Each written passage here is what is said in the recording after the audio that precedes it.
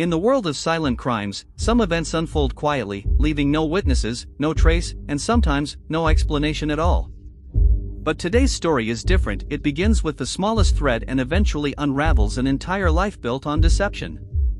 Imagine someone living your life in your name, taking your home, your clothes, even your history, while the world remains completely unaware. And yet, one small moment, a frozen watch at a specific time, would reveal everything. It was July 28, 1996, at 5 a.m. in the quiet harbour town of Brixham, Devon, England.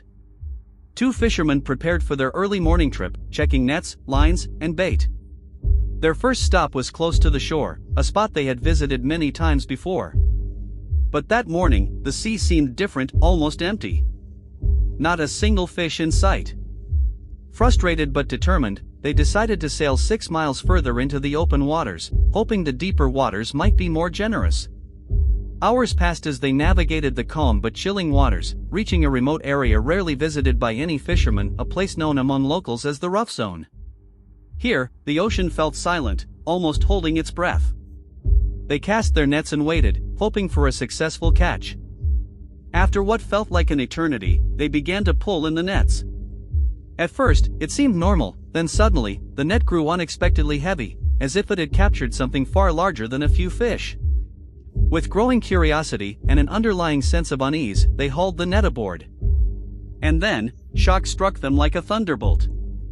Amidst the tangled fish, they found a man's lifeless body, strange and terrifyingly out of place.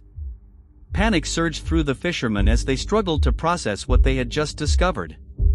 Without hesitation, they contacted the Coast Guard, reporting the macabre find. The police arrived swiftly, initiating a careful investigation. The body, surprisingly, had been preserved by the salty waters, maintaining a shocking clarity that would help identify the man. On his wrist was a Rolex watch, stopped at the 22nd, a seemingly insignificant detail that would later become the single key to unlocking an entire criminal mystery. No wallet, no ID, nothing else to hint at who he was or why he had ended up in the water. Little did anyone know that this single frozen watch would set off a chain of events exposing a crime so cunning and bizarre that it would baffle investigators and reveal a life stolen, a friendship betrayed, and a plan almost flawless, except for fate itself intervening. The investigation began with cautious steps, as the police examined the body and the surrounding scene. It was immediately clear that the man was in his early 40s, dressed in a long-sleeved shirt, brown shoes, and jeans, yet he carried no identification. His pockets were turned inside out, as if someone had searched them, and the only item that seemed significant was the Rolex watch on his wrist, frozen on the 22nd. The authorities quickly contacted Rolex in London, sending the watch for verification, and within 2 days, they received confirmation that it was genuine and registered to a man named Ronald Joseph Platt. This revelation provided the first solid lead in what had seemed an unsolvable mystery. Following this breakthrough, investigators traced Ronald's residence in Chelmsford and contacted a friend named David Davis, who appeared calm and collected upon hearing of Ronald's death.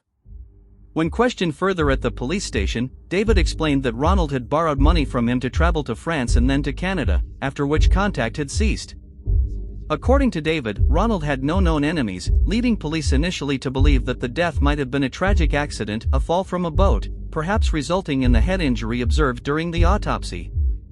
However, lingering doubts remained, especially after repeated failed attempts to reach David, prompting officers to visit his address in a rural area. Upon arrival, they discovered something astonishing. The house they sought, supposedly occupied by David Davis, was actually inhabited under the name of Ronald Platt. Further questioning of the neighbors confirmed the striking resemblance between David and the deceased Ronald, suggesting that David had assumed Ronald's identity. The realization struck the investigators hard. A cunning individual had been living as someone else, possibly orchestrating a carefully hidden deception. The case, once thought to be nearly closed, reopened with a renewed focus on unraveling the truth, tracing David's movements, and piecing together the strange chain of events that had led to this macabre discovery. From this point on, every new fact seemed stranger than the last, from the preserved body in the sea to the seemingly innocuous watch that had ultimately set the stage for uncovering a life built entirely on lies and manipulation. As the investigation deepened, the police began to untangle the web of deception that David Davis had so meticulously constructed. They traced Ronald's acquaintances, starting with an old friend named Elaine, who provided critical insights into the relationship between Ronald and David. Elaine recalled meeting David 5 years earlier at an art exhibition, where he had appeared polite, charming, and effortlessly persuasive. Their conversation had been engaging, and he had even offered her a lucrative job opportunity within his investment company, a proposal she initially considered but ultimately declined because she planned to travel with Ronald. This was the beginning of a complex triangle.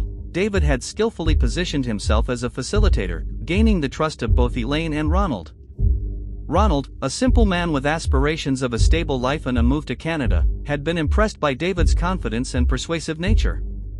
The trust grew rapidly, and eventually, David convinced both Ronald and Elaine to manage his company remotely while he remained in the background. His explanation seemed reasonable. He had recently divorced and wanted no legal claims on his assets, so placing the business under their names made practical sense.